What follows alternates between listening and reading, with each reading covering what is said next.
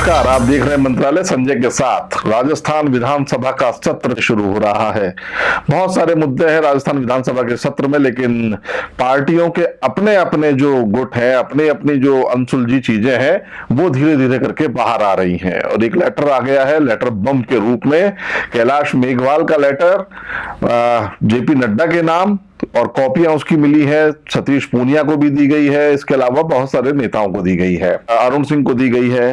अब ये लेटर क्या है और इस लेटर बम की जरूरत क्या पड़ी और क्यों पड़ी? देखिए, लेटर बम के बारे में आप सबको पता लग गया होगा, लेकिन इसकी जरूरत क्यों पड़ी है और किस लिए ये सब हो रहा है? असल में बीजेपी खंड खंड हो गई है। खंड खंड बीजेपी। खंड खंड बीजेपी का मतलब होता है कि ये हमेशा से देखा गया है कि जब भी नेतृत्व के सामने ये संकट पैदा होता है कि वो किसके चेहरे पर चुनाव लड़े, किसके चेहरे पे। क्योंकि देखिए, उत्तर प्रदेश और आज पंजाब, जो 5 राज्यों में चुनाव हो रहे हैं, उनके प्रभारी बना दिए गए हैं। और एक गजेंद्र सिंह शेखावत हैं जो राजस्थान में जोधपुर से आते हैं और मंत्री भी हैं केंद्र में, उनको पंजाब का प्रभारी बनाया गया है। बड़ी जिम्मेदारी दी गई है गजेंद्र सिंह शेखावत को।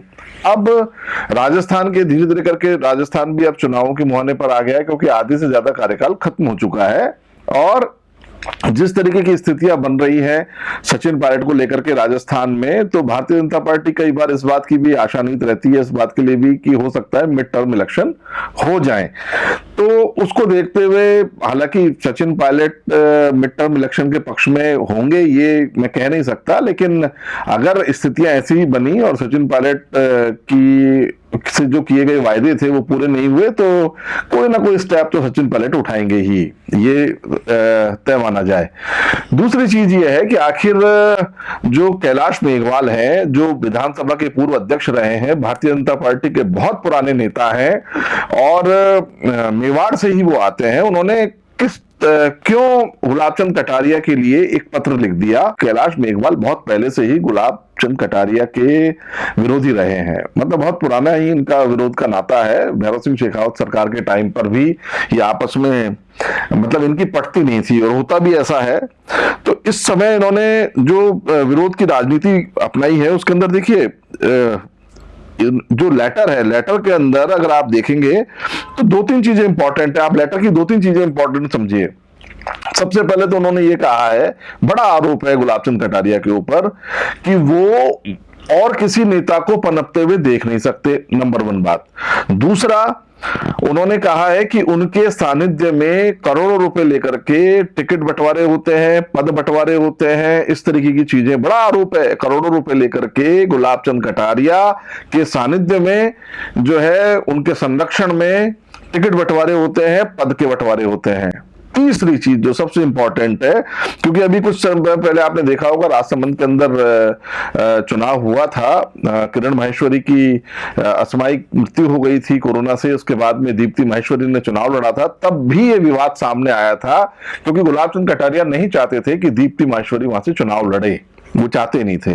तो और संगठन ने फिर जो है निर्णय लिया, और चूंकि वहां पर लोकल दीप्ति माहेश्वरी को चाहते थे, तो इस कारण से दीप्ति माहेश्वरी ने चुनाव लड़ा, लेकिन उनकी जीत जो है बहुत कम मतों से हुई। तो इस बात के ऊपर भी कैलाश मेघवाल ने लिखा है कि ये जो बयानबाजी करते हैं गुलाबचंद कटारिया बिना बात की, कभी राम को लेकर के बयान दे देते हैं, कभी महाराणा प्रताप को लेकर के बयान दे देते हैं, और वो बयान भी विपरीत बयान देते हैं, शौर्य गाथा के बयान नहीं देते, राम कथा के हिसाब से नहीं देते बयान, जो बीजेपी की विचारधारा है, उल्टा बयान दे देते हैं। तो ये क्या बहुत बड़ा मुद्दा है, चिट्ठी भी बहुत लंबी है।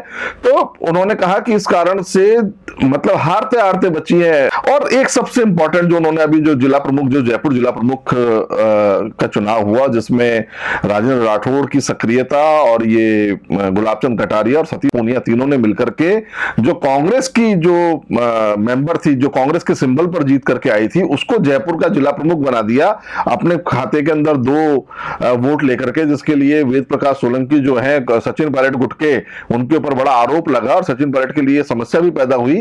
तो वो जो एक इंसिडेंट हुआ, लेकिन उस इंसिडेंट के अंदर भी बड़ा, आप पीछे जाएंगे तो उसमें देखेंगे कि महेश जोशी और राजेंद्र राठौड़, मतलब महेश जोशी के तो चेहरे पर सिकन तक नहीं थी कि वो हार गए हैं।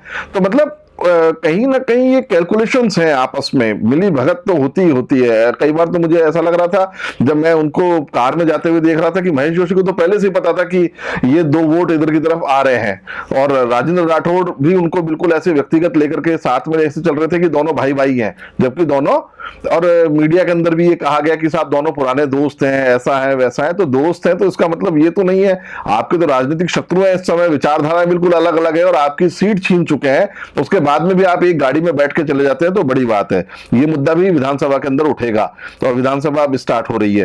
तो जो ये लेटर बम आया है, इस लेटर बम के पीछे देखिए कैलाश मेघवाल जो है वो है वसुंधरा राजे के समर्थक, और गुलाब चंद कटारिया क्या है, गुलाब चंद कटारिया को जितना आप देखेंगे तो वो अपने आप को कहते हैं कि मैं संघनिष्ठ हूं और ऐसा हूं वैसा हूं, लेकिन जैसे ही पलटी बाजी खाती है और जैसे ही कोई डिक्लेयर कर देता है तो वो उसके पीछे डब्बे की तरह चिपक जाते हैं। मतलब कभी इंजन बनने की कोशिश गुलाब चंद कटारिया ने नहीं की, लेकिन उनके पहिए इतने तेज हैं कि वो कहते हैं मैं सेल्फ ही चल सकता हूं।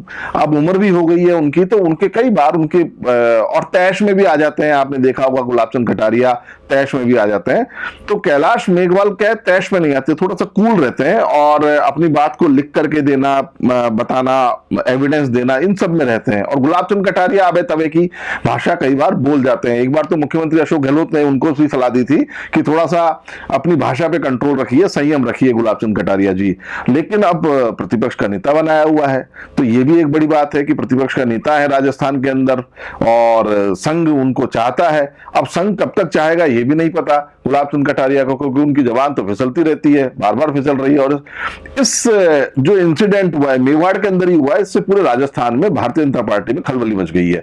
खलबली इसलिए भी मच गई है क्योंकि ये जो लड़ाई है इसको इस तरह से देखिए आप कि वसुंधरा राजे के खेमे की तरफ से लड़ाई लड़ी जा रही है। अगर आप कैलाश मेघवाल के लेटर बम को देखेंगे तो जिस तरह से आप ये आरोप लगाते हैं ना कि वेद प्रकाश सोलंकी ने एक वोट इधर से उधर कर दिया, इससे कांग्रेस का जला, तो सचिन पायलट गुट के ऊपर वो बात आ गई, सचिन पायलट के ऊपर ही बात आ गई। तो यहां पर क्या है, ये वाली बात वसुंधरा राजे के ऊपर आ गई है कि वसुंधरा राजे जो है वो ये चाहती है कि ये डिस्टर्ब हो, पानी डिस्टर्ब हो जाए, मतलब कहीं ना कहीं शांत तालाब के अंदर कंकर फेंक दो, तो इस तरह से कंकर फेंका गया है देखने के लिए।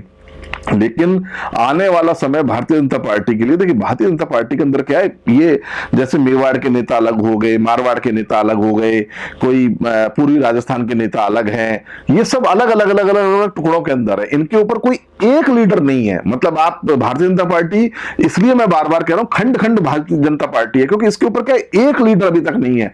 और कोई एक लीडर का मतलब होता है कि एक ऐसा व्यक्ति जिसका प्रभाव पूरे राजस्थान में हो, अगर पूरे राजस्थान में ना भी हो तो कम से कम 70-80% प्रभाव तो राजस्थान में हो। खाली पद लेने से कि साहब मैं पद ले लिया इससे मेरा प्रभाव हो जाए, जैसे गोविंद सिंह डोटासरा है कांग्रेस के अंदर, उनका कोई प्रभाव पूरे राजस्थान में नहीं है। आप सोचो कि नाम भी ऐसा चाहिए, सचिन पायलट का नाम पूरा सचिन पायलट है, अशोक गहलोत है, जो इस कद के नेता हैं, उनका प्रभाव पूरे राजस्थान में है। इसी तरीके से भारतीय जनता पार्टी के अंदर पूरे राजस्थान में प्रभाव वाला अगर कोई एक नाम है तो वसुंधरा राजे है।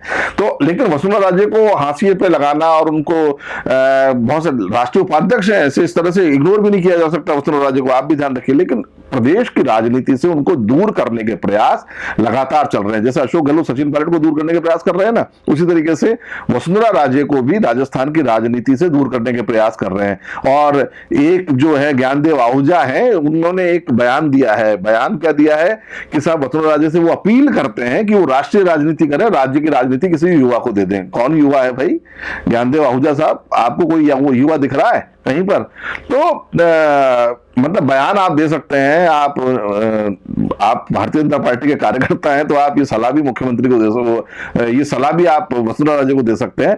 लेकिन वसुंधरा राजे मुझे नहीं लगता कि राष्ट्रीय राजनीति करेंगी, बिल्कुल ठीक वैसे ही जैसे अशोक गहलोत नहीं चाहते कि वो राष्ट्रीय राजनीति के अंदर जाएं।